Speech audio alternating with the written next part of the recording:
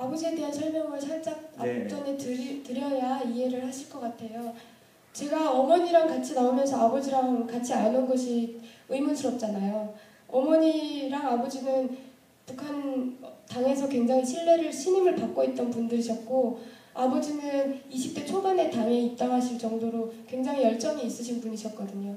그러다가 어머니랑 결혼을 하셨는데, 어머니는 외가 할아버지 할머니, 증조할아버지 할머니가 다 서울 출신이시거든요. 그래서 학교에서나 저는 학교에서, 어머니는 당에서 이렇게 제재를 많이 받았어요. 감시도 받았고요. 그래서 뭐 임원을 해도 회장을 못하고 부회장을 한다든지, 반장을 못하고 부반장을 한다든지, 이런 식으로 알게 모르게 굉장한 그 영향을 막대하게 받았거든요.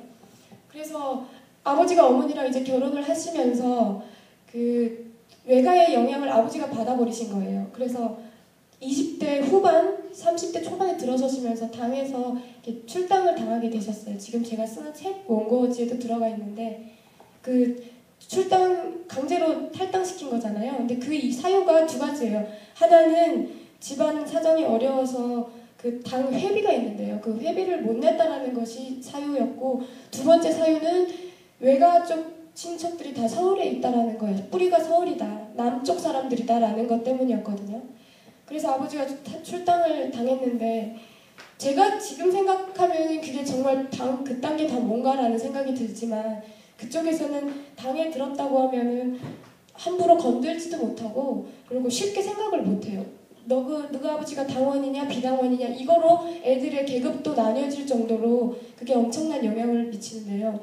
아버지가 이제 당원이라고 어깨 힘 팍 주고 다니시다가 어느 날 갑자기 그 당증을 뺏겨갔어요, 당에서.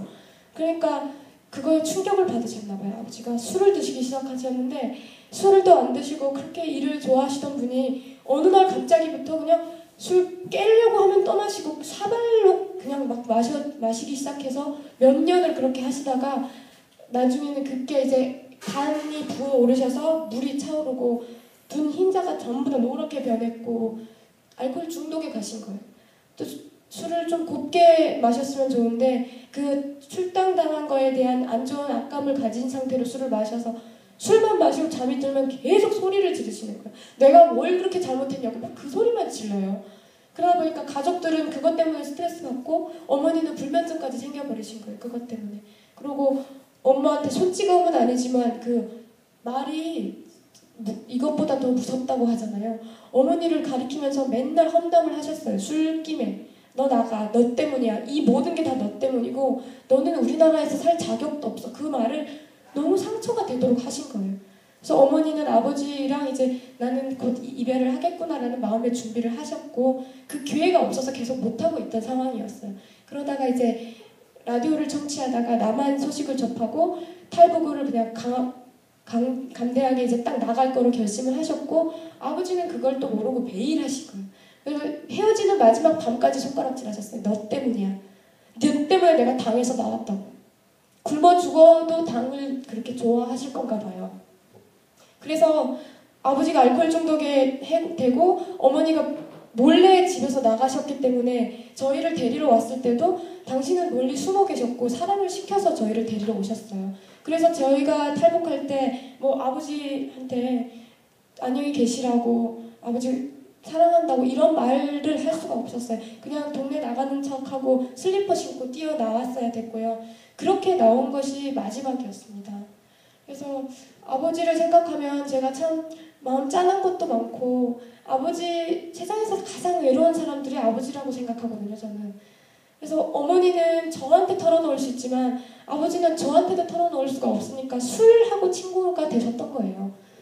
근데 나오는 날 이제 아버지한테 인사를 못하니까 제가 급하게 나가서 마당에서 글을 썼어요. 근데 글을 좀 예쁘게 썼을 것을, 그 악감이, 아버지에 대한 미움 감정이 너무 많았어가지고 아버지 이름을 막 썼어요.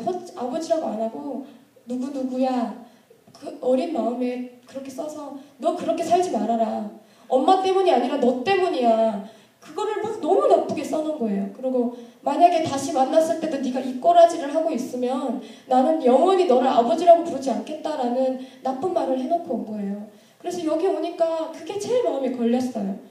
그것만 쓰지 말았을 걸 왜 그걸 내가 썼을까.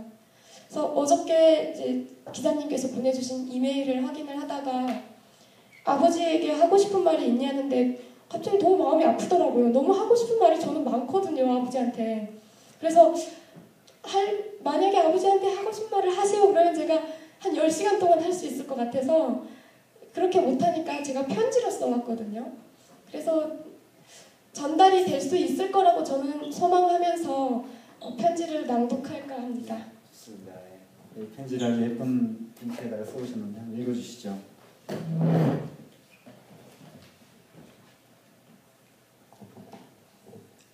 보고 싶은 아버지, 배고플 때는 냉수 한 바가지 퍼마시고 노래 부르면 괜찮다고 하신 아버지, 3일을 꼬박 굶은 우리 남매를 위해서 3월의 차가운 바다에 맨몸으로 뛰어드셨던 아버지, 그날도 아버지는 바다로 떠났는데 어디 간다 온다 말도 없이 떠나온 것을 용서하십시오.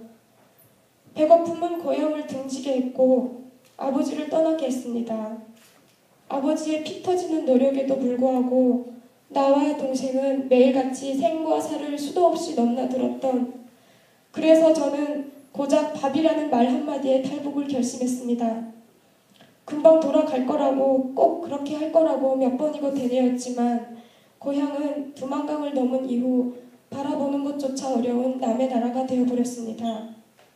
아직도 그곳에서 가난과 사투를 벌이고 있을 사랑하는 아버지, 이렇게 만나지 못할 걸 알았더라면 그날 꼭 같이 떠날 걸, 조금만 더 기다리다 같이 떠날 것을.